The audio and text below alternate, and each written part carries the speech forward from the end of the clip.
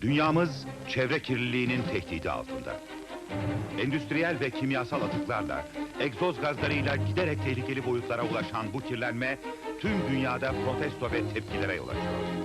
Çeşitli protestler...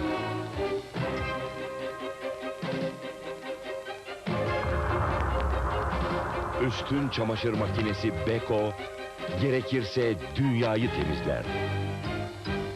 Beko bir dünya markasıdır.